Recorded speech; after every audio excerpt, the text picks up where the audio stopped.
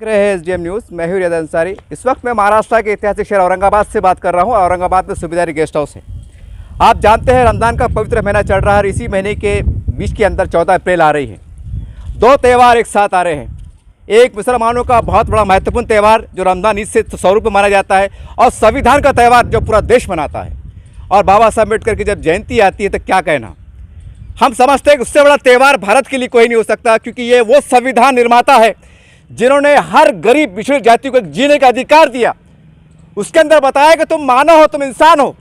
इतनी बड़ी जयंती होती है, इतना बड़ा त्यौहार के रूप में मनाया जाता है। आज औरंगाबाद ज़िले के अंदर एक कमेटी का गठन हुआ है कि हमें किस तरह से मनाना है, जोश उल्लास करना है और सारी बातों का हमें जो कार्यक्रम करना है। सर, आप दलित समाज के चळवळी के नेता है, आप क्या कहेंगे इसके ऊपर? आप पहले आपका शुभ नाम बोलिएगा, उसके बाद बोलिए। दीपक निकालजे, अम्बेडकरवादी कार्यकर्ता हूँ। आज डॉक्टर बाबा साहब अम्बेडकर इनकी जो 132वीं जयंती है उसकी उत्सव समिति की मीटिंग यहाँ पर ली गई है सूबेदारी गेस्ट हाउस में। और सभी अम्बेडकरवादी पक्ष संगठना सभी पक्षों ने इस समिति का आज गठन किया है और मुझे इस डॉक्टर बाबा साहब अम्बेडकर जयंती उत्सव समिति का अध्यक्ष चुना गया है, फिर से चुना गया है। इसलिए मैं सभी अम्बेडकरवादी पक्ष संगठन को धन्यवाद देता हूँ। और बाबा साहब की जो जयंती है ये जोरों शोरों से तो समाज बनाता ही है, लेकिन बाबा साहब के जो विचार है, महापुरुषों के जो विचार है, वो विचारधारा जन सामान्य तक कैसे पहुँचेंगी, इस पे हम काम करने वाले हैं। जैसे सामाजिक उपक्रम है, बहुत से सामाजिक उपक्रम है, वो उपक्रम लेके हम चलने वाले हैं। समाज में जो दलित शोषित पीड़ित कामगार जो वर्ग है उनके वास्ते हम काम करने वाले हैं। और ये जयंती उत्सव समिति का मुझे फिर से अध्यक्ष बनाया गया है इस साल भी, इसीलिए मैं सभी अम्बेडकरवादी पक्ष संगठन का धन्यवाद व्यक्त करता हूँ। जय भीम, जय भारत। सर, आपको अध्यक्ष बनाया गया, कितने संगठनों का आपको समर्थन हासिल है? अम्बेडकरवादी जितने भी पक्ष संगठन हैं सभी का हमको समर्थन हासिल हुआ है। पिछले बार भी जब 2022 में जयंती उत्सव हुई थी तभी सभी अम्बेडकरवादी पक्ष संगठन ने हमें पाठिंबा दिया था। और दलित चळवळ के जो संगठन है बहुत से, उन्होंने हमें पाठिंबा जाहिर किया। और जो जन सामान्य आदमी है उसका एक हमारे समिति को एक पाठिंबा है कि भाई हम नीले झंडे के नीचे काम करते हैं, समाज का काम करते हैं। इसी वास्ते मुझे आज सबने एक बहुत बड़ी जवाबदारी जिम्मेदारी मेरे ऊपर दी है और इसे हम सब मिलके बहुत ही अच्छी तरीके से जयंती उत्सव इस साल का मनाएंगे। वादी कृती समिती अध्यक्ष म्हणून या ठिकाणी दीपक भाऊ निकालजे यांची या ठिकाणी आज निवड झाली। डॉक्टर बाबासाहेब आंबेडकर 132वी जयंतीनिमित्त ज्या पद्धतीनं रमजान महिना आहे, सर्व मुस्लिम बांधवांना सर्वात पहिले रमजान महिन्याच्या शुभेच्छा देईल आणि नंतर 14 एप्रिलच्या सुद्धा सर्वांना शुभेच्छा देईल।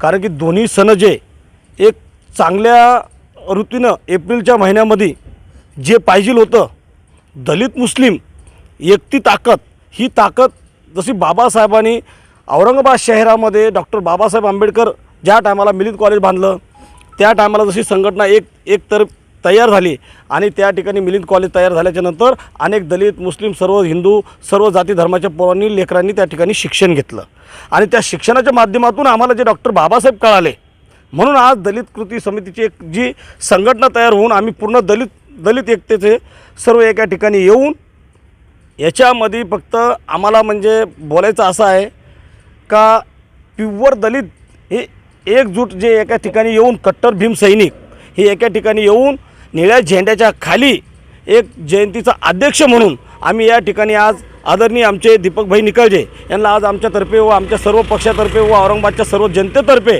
आम्ही या ठिकाणी आज त्यांना शुभेच्छा देतो आणि औरंगाबाद शहराचे ते अध्यक्ष झालेले आहेत। सर, अभी मैंने मीडिया में देखा एक 2 रोज पहले कुछ अलग कमेटी गठन भी हुआ था, उसके बारे में क्या बोलेंगे आप?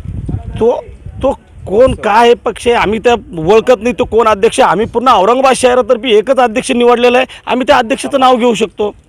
आता ते कोणत्या पक्षाचे काय आम्हाला ते माहीत नाही, पण आमच्या औरंगाबाद शहरातून दलित चळवळीमधून भीम सैनिक म्हणून आमचे दीपकभाई निकालजे यांची निवड झालेली आहे। सर, आज देश का जो वातावरण है, जो माहौल है, ऐसे माहौल में जयंती मनाना और संविधान को बचाने का प्रयास भी हो रहे हैं बहुत से, कैसा देखते हैं आप इस समीकरण में? ह्या डॉक्टर बाबासाहेब आंबेडकरांनी आम्हाला एकच संविधानामध्ये एकच हक्क दिलेला आहे, शिका आणि संघटित व्हा आणि संघर्ष करा. आणि आम्ही शिकलो पण संघर्ष करतो आणि एकजुटीनं आम्ही 14 एप्रिल साजरी करतोय. आणि सर मैंने गए साल मैंने कवर किया था आपके कार्यक्रम को, उसमें मैंने एक विशेष बात ये देखा था कि जब मस्जिद के सामने से रैली आ रही थी तो आपने डीजे बंद कर दिए थे और हरे झंडे का बहुत लोगों ने लेके नाचे थे, एक जोश उल्लास का. क्या आप देखने को मिलेगा सर ये साल? ये साल में भी आपको इंशाअल्लाह वही दिखेगा. हम अल्लाह से भी दुआ मांगेंगे कि हमको दलित मुस्लिम भाव हम दोनों साथ में रहे. जैसे खासदार आने वाले चुनाव में हमने जैसे खासदार चुन के दिए थे, ये समय भी हमको ऐसा लगता है कि आने वाले पीरियड में भी वही रहे. ये आप शुक्र, ये हमारी शुभकामना है. डॉक्टर बाबासाहेब आंबेडकर यांच्या 132व्या जयंतीनिमित्त आंबेडकरवादी पक्ष संघटनेच्या सर्व पदाधिकाऱ्यांची सुभेदारी गेस्ट हाऊस येथे बैठक संपन्न झाली. या बैठकीमध्ये सर्वानुमते पुन्हा एकदा दीपक भाऊ निकाळजे यांची आंबेडकर जयंती उत्सव समितीच्या अध्यक्षपदी निवड करण्यात आली आणि असं ठरवण्यात आलं की डॉक्टर बाबासाहेब आंबेडकर यांची जयंती मोठ्या उल्हासात जोशात साजरी करण्याचे ठरवण्यात आले. ही जयंती उत्सव साजरी करताना विविध उपक्रम जसे की मेडिकल कॅम्प घेणे, डोळ्यांची तपासणी करणे किंवा विविध आजारावरील लोकांच्या समस्या ज्या असतील त्याच्याबद्दल कॅम्प घेऊन त्यांना याचा उपचार कसा मिळेल, आरोग्य शिबिर आणि रक्तदान शिबिर असे विविध माध्यमातून ही जयंती आम्ही साजरी करणार आहोत. किल्लारे इस साल का 2023 साल का 132वीं जयंती विश्वरत्न डॉक्टर बाबा साहब अम्बेडकर, इस जयंती का औरंगाबाद इस शहर में हमने आज सूबेदारी विश्राम गृह यहाँ पर आज बैठक ली है. और इस बैठक में सर्वपक्षीय सर्व संगठना मिलकर, सर्व अम्बेडकरवादी मिलकर इस समिति के अध्यक्ष दीपक भाऊ निकाळजे, इनको आज हमने सब ने समर्थन देकर, इनका पिछले साल भी जैसे जो अध्यक्ष थे इस साल भी उन्हीं को अध्यक्ष चुना गया है. इसलिए मैं उनको सभी संगठन की तरफ से, सर्वपक्षीय के तरफ से उनका अभिनंदन करता हूँ, उनका स्वागत करता हूँ. से आपने देखा 14 अप्रैल को मनाने का जो एक जोश उल्लास आज दिख रहा है, जैसे जैसे लोग संविधान को पढ़ रहे हैं, समझ रहे हैं, पूरे देश में एक अलग वातावरण दिख रहा है. पहले आज 20-25 साल पीछे पहले जाओ, जब जयंती आती थी तो ऐसा लगता था कि एक अकेला दलित समाज झंडे लेके नाच रहा है. ये कड़वा सच है साहब. लेकिन जब लोग संविधान को पढ़ रहे हैं तो उसको लग रहा है कि ये संविधान मेरा है, इसमें अधिकार मेरा है.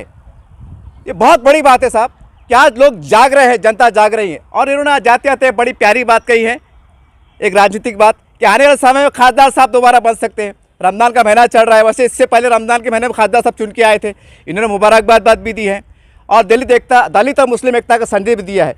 हम तो कहेंगे तमाम देश के जितने समाज के लोग हैं वो एक संविधान के झंडे के तले आ जाए, उसके नीचे आ जाए. हम समझते हैं इससे बड़ी प्रेरणा कुछ नहीं हो सकती. लोग कहते हैं हम इंसाफ दिलाएंगे, सारी बातें होती है, लेकिन साफ मैं एक पत्रकार हूं, मेरा सर्वे है, मैं चैलेंज करता हूं, अगर तमाम लोग, तमाम पार्टी के लोग ईमानदारी के साथ संविधान के नीचे आ जाए तो भारत से बड़ा देश पूरी दुनिया में कोई हो नहीं सकता. ये कड़वा सच है, आपको मानना पड़ेगा. अगर आप भारत से प्यार करते हैं, धरती से प्यार करते हैं, तो सबसे पहले संविधान का आदर कीजिए और उसको मन से कबूल कीजिए, स्वीकार कीजिए. यही आज समय की जरूरत है.